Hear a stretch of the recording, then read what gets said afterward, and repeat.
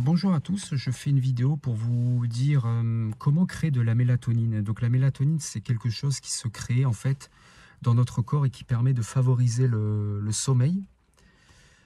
Et du coup, les ORL, quand on a des acouphènes, ils nous disent, en fait, ils nous conseillent des médicaments. Il faut prendre des cachets pour dormir, tout ça, ou par exemple faire des bruits blancs, ce genre de choses. Personnellement, moi, je n'utilise plus de bruits blancs et plus de boîtes de médicaments. Ça, je l'avais fait les 2 premiers mois. Après, j'ai arrêté. Ça coûte trop cher. Apparemment, c'est même pas remboursé par la Sécu et tout. Après, je sais pas si c'est votre cas. Peut-être que c'est mon niveau.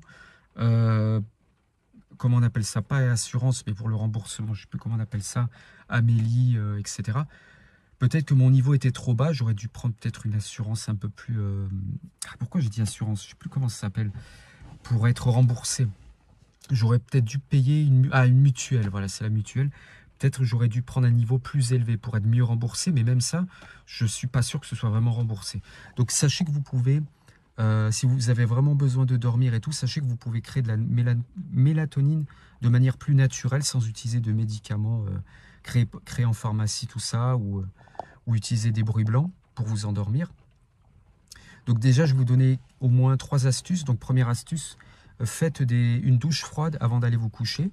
Alors j'ai bien dit douche froide, j'ai pas dit douche glaciale. Vous faites ça pendant entre 30 secondes et 2 minutes. Il y a un bus qui passe à côté. Donc oui, parce que apparemment je suis à côté je suis dans une zone industrielle en fait. Je me suis arrêté pour enregistrer quelques vidéos. Pour alimenter ma chaîne YouTube du coup. Donc premièrement, je l'ai dit, donc douche froide, entre 30 secondes et 2 minutes. Avant d'aller vous coucher, vous allez voir, moi j'avais fait des tests et le sommeil est venu très rapidement juste après la douche froide. Deuxièmement, donc après qu'est-ce que vous pouvez faire pour créer de la mélatonine?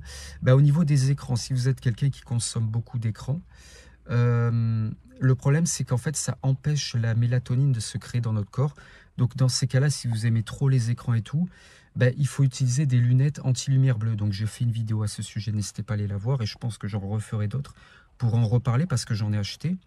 Mais que j'ai du mal à les appliquer parce que quand je regarde un film ou que je joue à un jeu vidéo, malheureusement, c'est énervant de voir une couleur rouge et blanc. Et moi, j'aime bien apprécier vraiment le jeu et tout visuellement. Donc c'est pour ça que des fois ça m'énerve un peu, mais pour guérir des acouphènes et notamment pour favoriser le sommeil et créer de la mélatonine, et que vous êtes un gros consommateur d'écran, eh bien il faut utiliser des lunettes anti-lumière bleue, mais pas n'importe quoi, pas n'importe quelle marque cheap qu'on trouve sur Amazon et tout. N'hésitez pas à voir ma vidéo précédente à ce sujet. Et après vous avez, troisièmement, c'est de ne pas boire de café de la journée. Même celui tôt le matin, voilà. Il faut arrêter le café, c'est difficile, surtout si on est accro. Mais si vous avez besoin de créer de la mélatonine et du coup vous endormir et tout, voilà, vous avez les 3 astuces que je vous ai dit. Vous n'avez pas besoin d'acheter des médicaments, vraiment.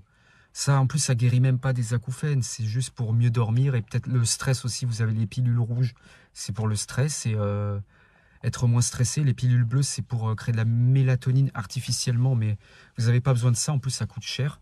Donc voilà, vous avez 3 astuces pour créer de la mélatonine facilement et donc favoriser le sommeil.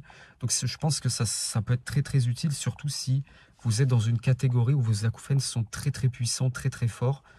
On va dire, par rapport à la vidéo que j'ai faite sur l'échelle de 1 à 10, on va dire si vos acouphènes sont au-delà de la moyenne, on va dire entre 6 et 10, ces astuces sont intéressantes parce que voilà, vous n'avez pas besoin du coup d'utiliser des médicaments ou éventuellement d'utiliser des bruits blancs aussi. Ça aussi, c'est pareil.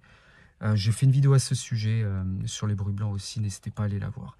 Donc voilà, c'était une petite vidéo. Merci à vous. Si ce n'est pas encore fait, n'hésitez pas à liker, à soutenir la chaîne.